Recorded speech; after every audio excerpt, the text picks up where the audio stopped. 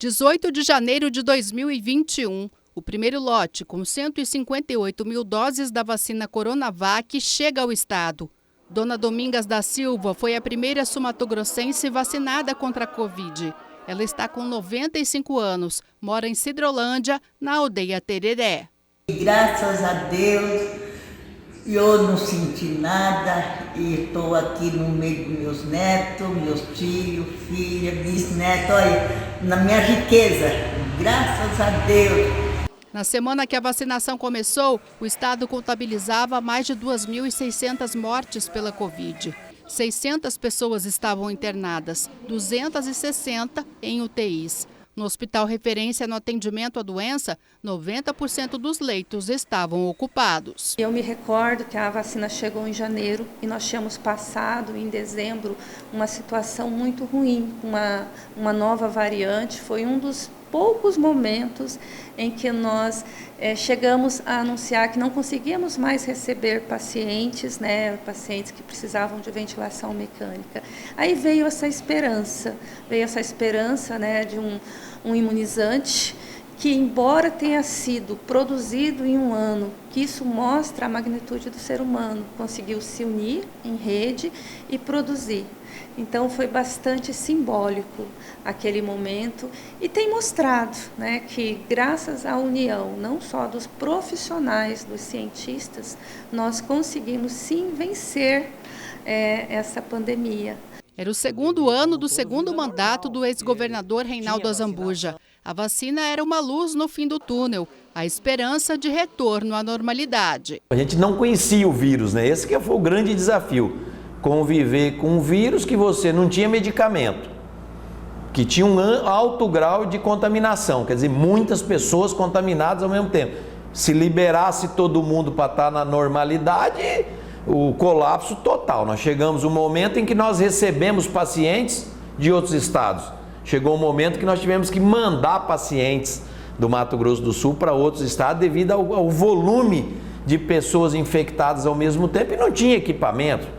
Dobrar, triplicar, quadruplicar o número de UTI, leitos específicos para tratar Covid, porque o paciente de Covid não podia estar na mesma ala do paciente cardíaco, o paciente que tinha hipertensão, quer dizer, é um tratamento tipo um isolamento dentro das unidades de saúde, ampliar leito, ampliar a equipe médica, o cansaço das equipes, E aí a demora do medicamento, qual medicamento realmente combatia verdadeiramente, porque aí começou os problemas, cloroquina, ivermectina, o que realmente combatia a doença, não tinha. E aí até a chegada da vacina, que começou realmente num ritmo lento, mas Mato Grosso do Sul teve uma assertiva, porque a gente começou a avançar. Então é enfrentar o inimigo que você é desconhecido, que você não sabe quem é. O deputado federal Geraldo Rezende comandava a Secretaria Estadual de Saúde e esteve à frente de todas as decisões e medidas adotadas para conter o avanço do vírus. A vacina chegou tardiamente no país e, ao mesmo tempo, nós também tivemos muitas resistências aqui, que a gente precisou de enfrentá-la com toda a força, com toda a abnegação, mas valeu a pena. Na capital, o cirurgião ortopédico José Mauro Filho coordenou o maior mutirão de vacinação que Campo Grande já viu. O que fica de história marcada nas nossas vidas é que a união do esforço do setor da indústria, do comércio, das universidades, dos gestores públicos fazem a diferença em toda uma sociedade. Eu acho que é isso que fica como lembrança e isso que fica como exemplo para as próximas gerações. Nós tivemos ali uma superação de esforço que tem que ser reconhecido em meio a todo esse processo e vai todo o nosso agradecimento aos trabalhadores da saúde que tiveram diante de todo esse processo aqui em Campo Grande. Os dois se reencontraram esta semana e se emocionaram ao voltar no tempo. Perdeu muita gente, querido? Perdemos. Mas tenho certeza absoluta que nós salvamos muitas vidas. O jogo contra a Covid começou a virar quando 70% da população havia se vacinado. Acima de 18 anos, quando nós atingimos 70% dessa população, nós tivemos a redução significativa desses números, que que permanece até hoje. 3 anos se passaram. Mais de 6 milhões de doses foram aplicadas. 79% da população tomou as 2 primeiras doses. 10% tomou a bivalente, que protege contra mais de uma cepa do vírus. A cobertura não é o ideal, mas o índice de mortalidade caiu de 3% para 0,4%. Em 2021, foram registrados 7.358 óbitos. O ano passado, 218 óbitos pela doença. No total, 11.183 pessoas morreram de Covid no estado. Eu vou quebrar o protocolo e vou dar a minha opinião nessa reportagem. É a opinião de alguém que participou muito de perto de tudo isso.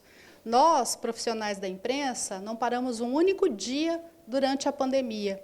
E a gente enfrentou, na verdade, 2 pandemias simultâneas, que foi a pandemia da Covid e a pandemia da desinformação. Então, naquele momento, era nosso dever, naquela guerra de narrativas, tentar o quê? Apurar o máximo que a gente podia as informações que eram repassadas. E, para isso, a gente incomodou muito esses 2. Muito, muito, muito.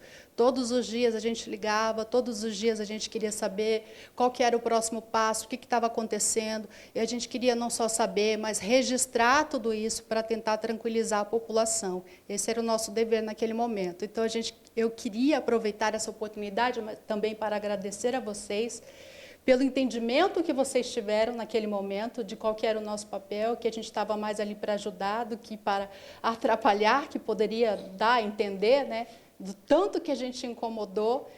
E também para dizer que se a gente está aqui hoje contando essa história, é graças a homens como vocês, que colocaram a ciência em primeiro lugar.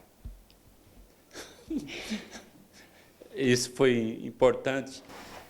Teve alguns exemplos que foram marcantes também, que a gente tem. As pessoas, em determinada entrevista, a repórter chorou junto conosco, quando a gente estava emocionado com a distribuição das vacinas, emocionado com as coisas que estavam acontecendo. É importante ressaltar o papel da imprensa em todo esse processo. De forma nenhuma houve incômodo da imprensa, houve uma ajuda muito grande da imprensa, não só no processo de informação dos calendários vacinais, mas também no esclarecimento e na tranquilidade para a população. Porque o que não faltava naquele momento era o medo do desconhecido. E nós agradecemos esse reconhecimento, né, que a imprensa tem esse carinho de estar lembrando, principalmente de quem não ocupa mais nenhum cargo público, como eu, no meu caso, e agradeço todo o empenho que tivemos ao longo desse processo. E fica aqui o meu agradecimento. Eu peço com amor, com carinho, vamos vacinar quem não vacinou ainda.